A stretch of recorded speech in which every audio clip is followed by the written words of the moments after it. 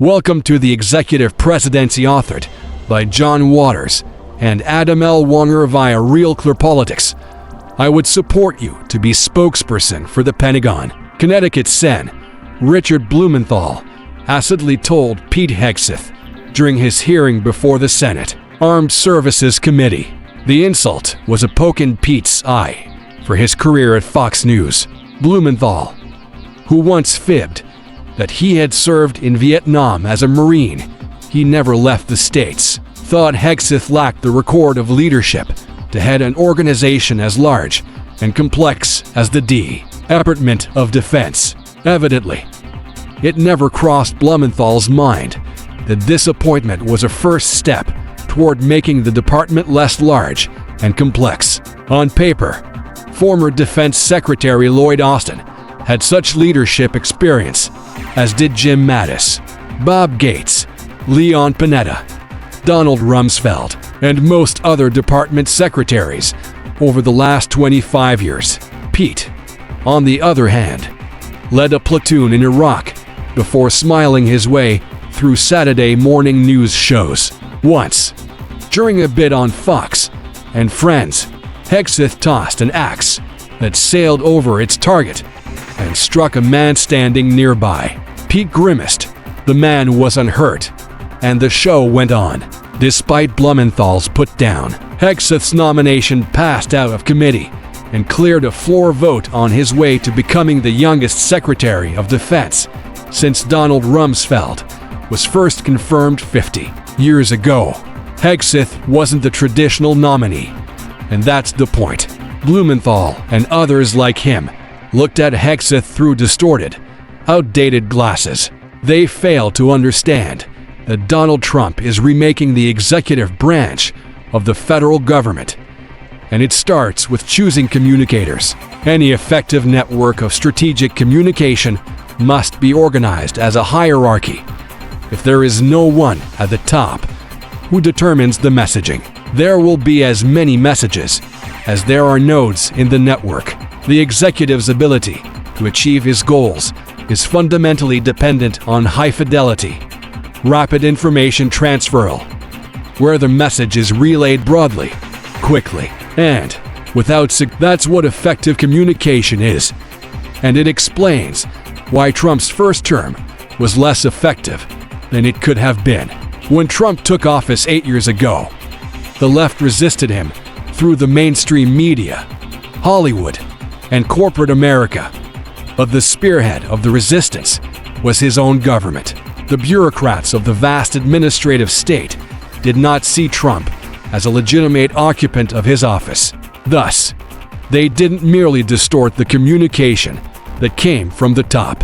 They tried to subordinate his agenda by refusing to transfer the information. More than that, they actively disseminated information that ran counter to the president's stated aims.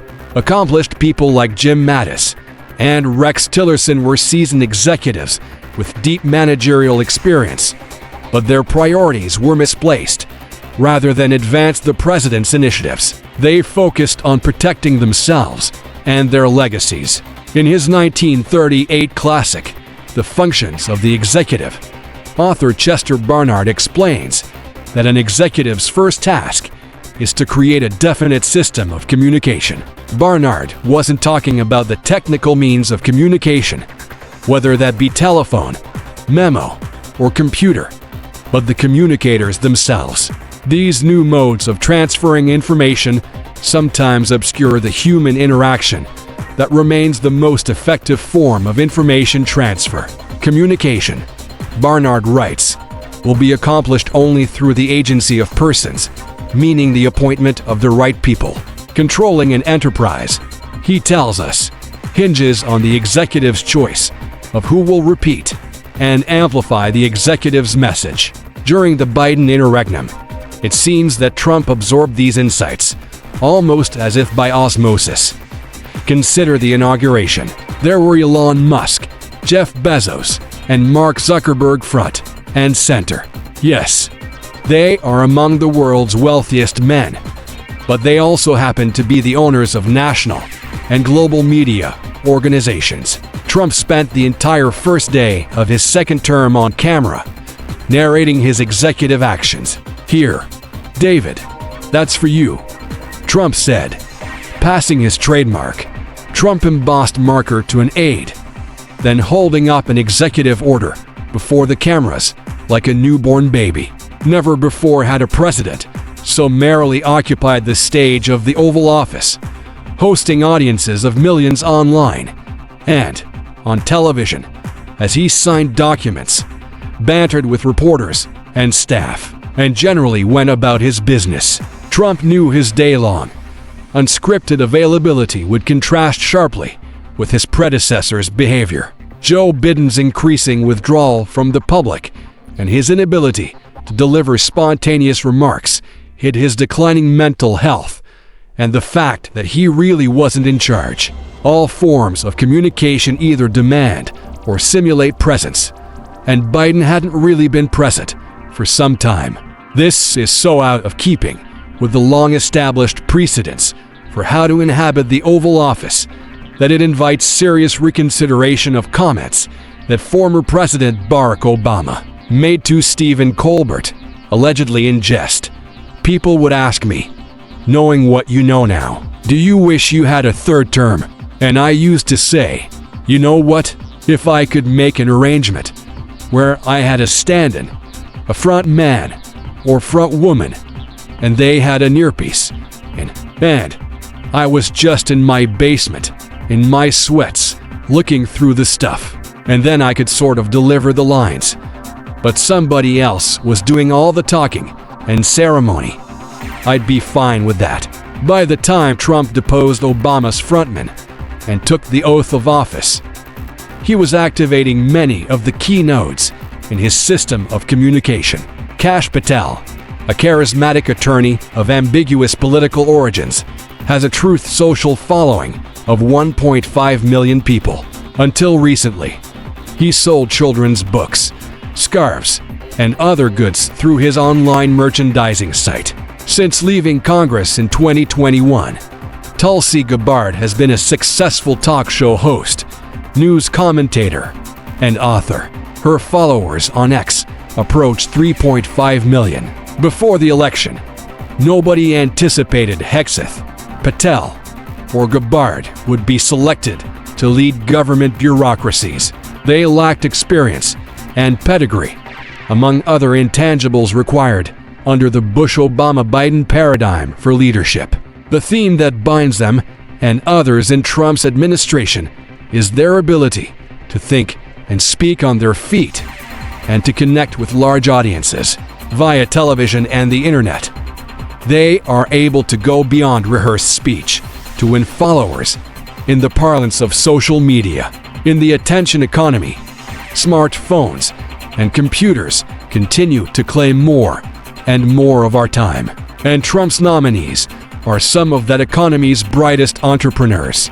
This matters because the old leadership by committee paradigm is dissolving before our eyes. The era of believing the group is the source of creativity. That leadership by committee is preferable to a strong, winning executive is ending. That idea unraveled under Biden, who depended entirely on a group of self-interested aides and advisors who concealed his infirmities and nudged along his decision-making according to their plans. He couldn't hold a meeting on national security with the Speaker of the House. He didn't remember an executive order he'd signed on a matter of international security and commerce. He tried, meekly, to assert himself as his party's nominee for president, only to be brushed aside by George Clooney and Nancy Pelosi. The leadership by committee approach didn't begin with Biden. Obama was young and inexperienced when he assumed office, which was one reason he selected the much older and supposedly wiser Biden as his running mate. Obama assembled the team of rivals with people like James Jones as national security advisor, Bob Gates as defense secretary, and Hillary Clinton as Secretary of State. All had decades of managerial experience and credentials from elite institutions. Like their governing principles, Their style of dress, manner of behavior, modes of speech, and private lives seemed to be in lockstep.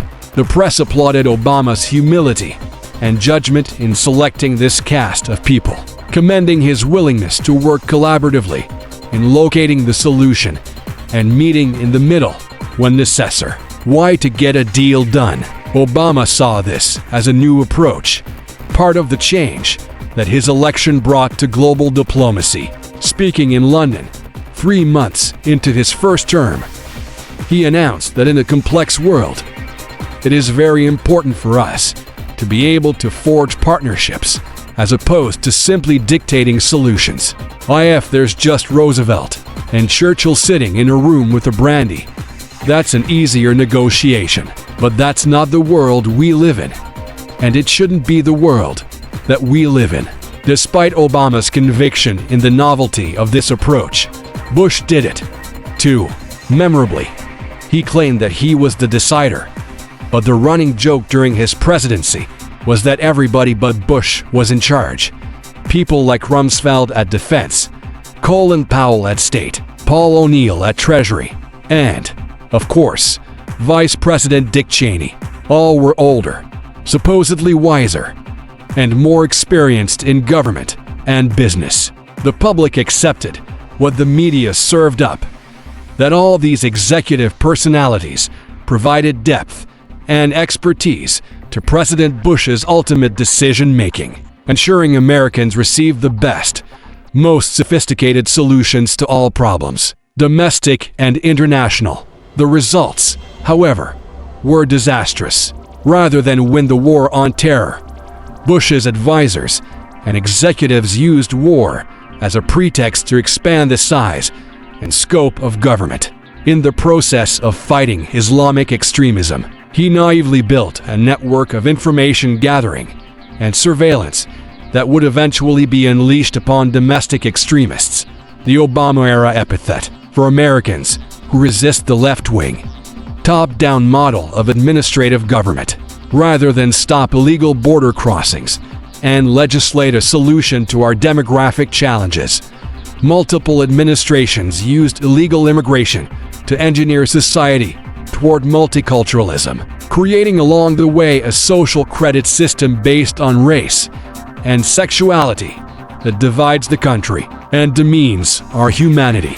These expert managers, from Bush through Biden, were proper figureheads of an unconstitutional counterstate comprising some 78 government agencies and 35,000 lawyers who seek to govern the full span of human existence through rules and regulations. And although the governance by committee approach presented it as a more inclusive and ethical form of leadership, the truth was that, in practice, administrative managerialism pushed the powers of the American people first to the margin of politics, then out of government completely.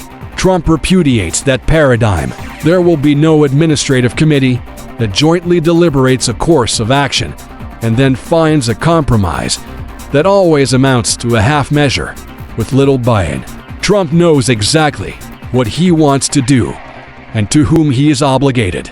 For 10 years, Trump has put forward his beliefs and accepted the public's judgment again and again, modifying some positions but holding firm on most. His election marks the end of an era that put the group over the individual, administration over execution. Trump's second term will be fundamentally different from his first. Through the appointments of Hegseth, Patel, Gabbard, and others, Trump is establishing a system of communication that will facilitate his command of the executive branch and the country. By replacing resistors with transistors, highly capable communicators of his energy, ideas, goals, and politics, Trump will project his vision and his achievements to the world. It's what the American people voted for on November 5th. John Waters is a lawyer. He served as a Deputy Assistant Secretary of Homeland Security from 2020 to 21. Adam Ellwanger is a professor at University of Houston, downtown, where he teaches rhetoric and writing. He is a higher education fellow at the Leadership Institute's Campus Reform, and a 2023 Lincoln Fellow at the Claremont Institute for Statesmanship and Political Philosophy. Follow him at @OneHereticalTruth on X.